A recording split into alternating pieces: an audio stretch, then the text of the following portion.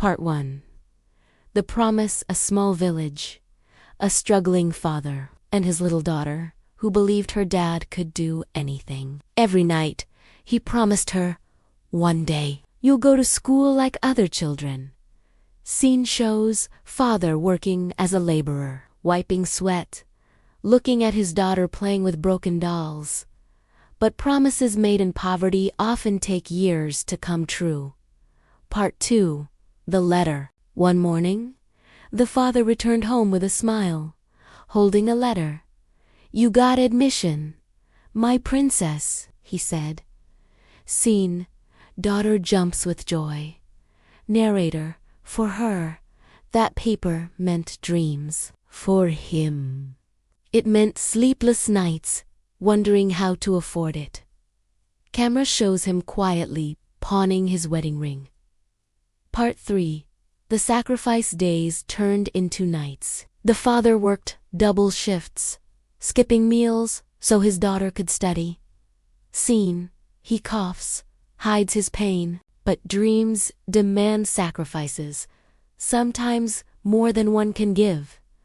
Part 4. Intermission. Sometimes the people who love us most love us in silence. Part 5. The goodbye. The little girl waited at the school gate. Hours passed, but her father never came. Scene: neighbor hands her a small folded letter. It was his handwriting. Shaky, but full of love. "My little princess, if you're reading this, I couldn't come today. But remember, your books are my pride. Study well, and promise me one thing. Never stop smiling." Part 6. The dream lives on years past. The little girl grew into a young woman, now a teacher at the same school. Scene: she places her father's picture on her desk. Every time she teaches, she whispers, "This is for you, Baba." Part 7. The Last Letter. On graduation day, she stood before her students and read her father's letter aloud. Tears fell, but this time they weren't of pain, they were of pride. Some letters never fade, they live forever in the heart. Part 1. In a tiny village, nestled between rolling hills, lived a father and his little girl, Maya. Their world was small, just a humble hut, and the vast fields around them. But to Maya, her father was the biggest, strongest man alive. He could fix her broken dolls with a piece of string and tell stories that painted the sky with dragons and stars. Every evening, as the sun dipped below the horizon, Maya would ask, "Papa, when can I go to school like the other kids?" He'd hug her tight, his voice a gentle rumble. "Soon, my little star. I promise, one day you'll go to school and learn all the wonders of the world." Maya believed him with all her heart. For her, her father's promise was more certain than the sunrise. She didn't know the weight behind those words, the silent battles he fought every day just to put food on their small wooden table. Part 2. Part 2.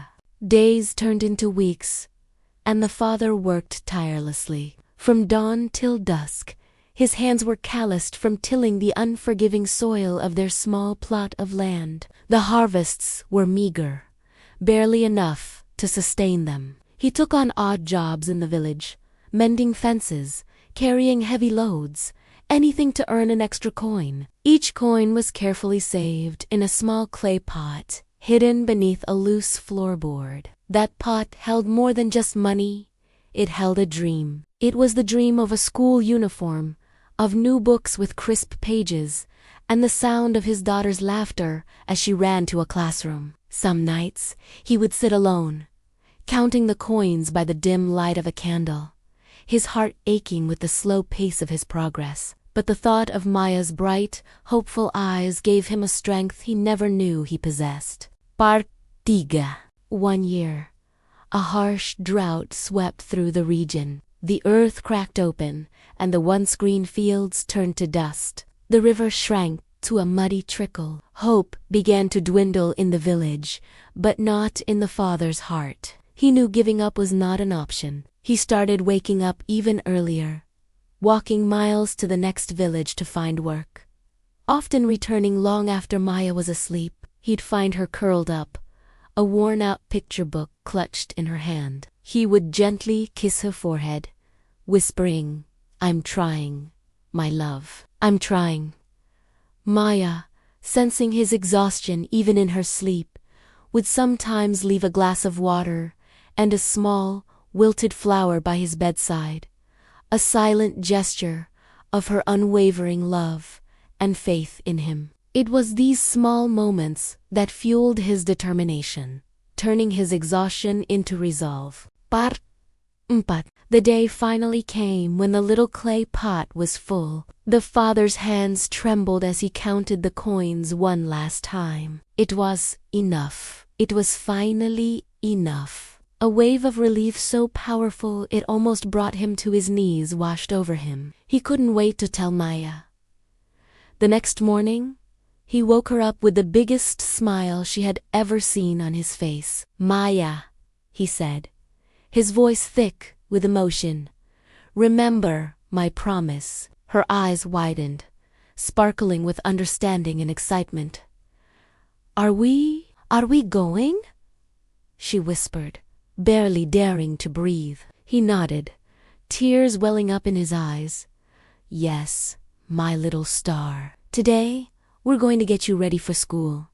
The joy that erupted from her was the most beautiful sound he had ever heard. Part Lima. Their journey to the town market was an adventure. For the first time, Maya saw a world beyond her village. She held her father's hand tightly, her eyes wide with wonder at the bustling crowds and colorful stalls. He bought her a crisp new uniform, a sturdy backpack, and a set of brand new books that smelled of fresh paper and endless possibilities. He watched as she traced the letters on the book covers, a look of pure reverence on her face. On their way back, he treated her to a sweet from a vendor, a luxury they had never afforded. As she savored the treat, she looked up at him and said, "Papa, you can do anything."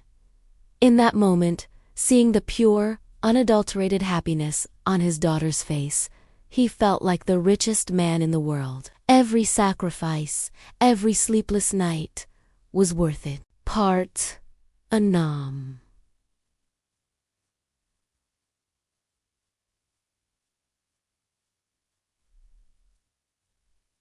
Part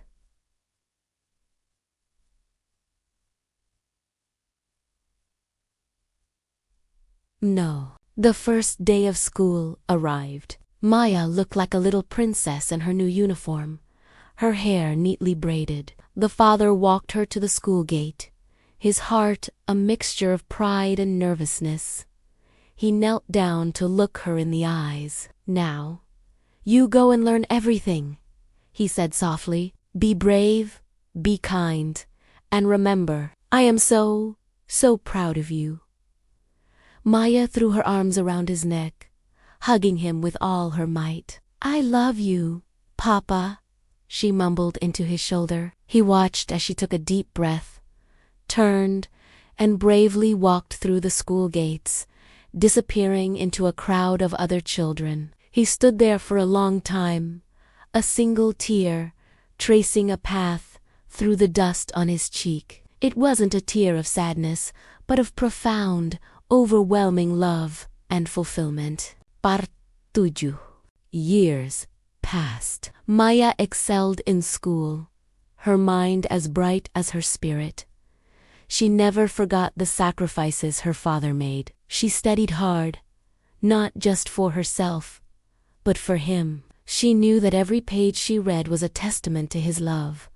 Every grade she earned was a tribute to his hard work. The little girl who believed her father could do anything grew into a young woman who knew he had done everything for her. The promise made on a quiet evening, in a humble hut, had blossomed into a future filled with hope and opportunity.